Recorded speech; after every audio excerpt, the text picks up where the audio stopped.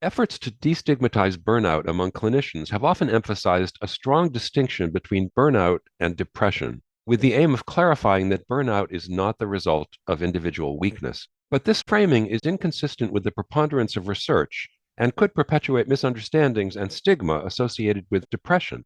I'm Stephen Morrissey, managing editor of the New England Journal of Medicine, and I'm talking with Srijan Sen, director of the Depression Center and a professor of depression and neurosciences at the University of Michigan. Dr. Sen has written a perspective article about burnout and depression among physicians.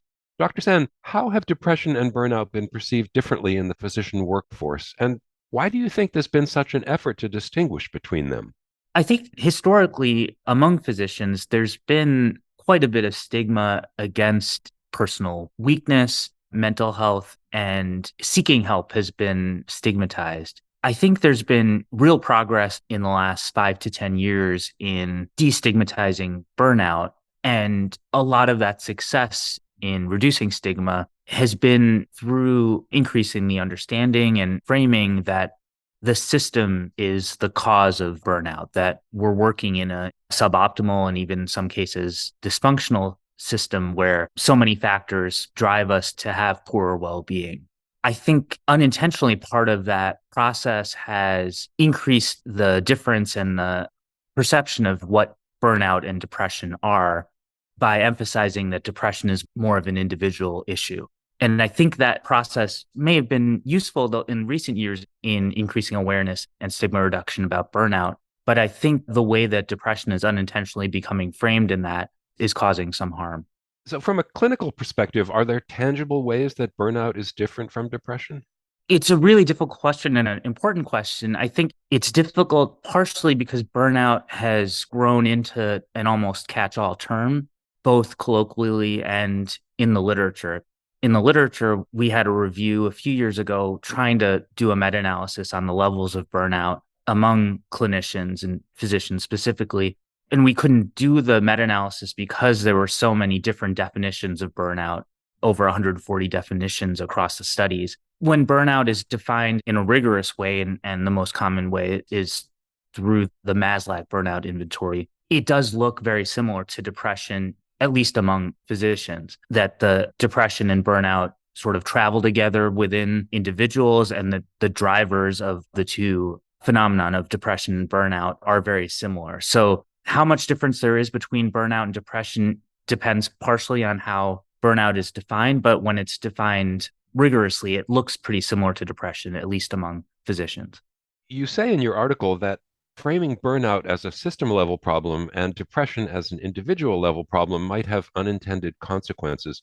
Could you explain why is that approach problematic? I think most importantly, it's not true. It's not consistent with the evidence. The evidence is that in this population of physicians, the primary driver for both burnout and depression is the system. I think that there's a bunch of different ways to make that point, but to me, the most compelling is the dramatic increase in depression that we see in our starting physicians from before they're in the system to the levels of depression being 5, 6 times higher once they start their physician training. So I think the fact that the system is the primary driver for both burnout and depression is an important one to make. I think some of the problems that flow from making that distinction is it further stigmatizes depression. The corollary of burnout being system problem and depression being an individual problem is that the individual is at fault for depression and the solution should be at the individual level. I think the other big problem with this narrative that has emerged is that it makes it much harder for us to access the evidence-based interventions and changes that have been shown to help with depression. And this includes a lot of lifestyle and preventative interventions that we know work well for depression and formal treatments such as counseling, therapy, and medications that could help a lot of physicians and other clinicians who are in distress, but are harder to access as we perpetuate and increase the stigma around depression.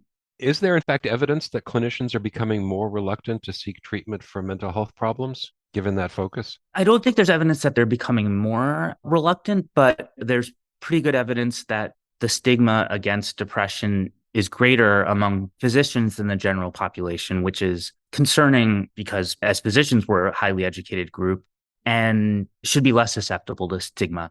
There's some evidence that in some populations, particularly among young physicians, that treatment for depression is going up a little bit, but it's not clear and it does not seem that that's true across all ages of physician populations. And still, the vast majority of physicians who meet criteria for depression don't get treatment. So there's a lot of room for improvement there. What sort of steps can be taken to address both burnout and depression at both the individual and the system level? How can healthcare systems support all physicians who might need help? That's a great way to frame it. And I think the solutions, given how similar burnout and depression are among this population, that the solutions will be similar. And as you stated, working at both the system and individual level are important. It's certainly critical, and the long-term solution is to improve our system of both training and the practice of medicine so that we really emphasize and center physician well-being. A big part of that is improving the working conditions, reducing workload, having more of a culture of well-being, and that will help both depression and burnout. I think discussing openly about depression, it's incredibly prevalent among physicians, and normalizing it, bringing some of the stigma reduction efforts that have been so successful for burnout over to depression can help increase how openly physicians are about admitting their own depression, discussing it, and increasing the efforts to make treatment more available and making it more okay for physicians to seek treatment.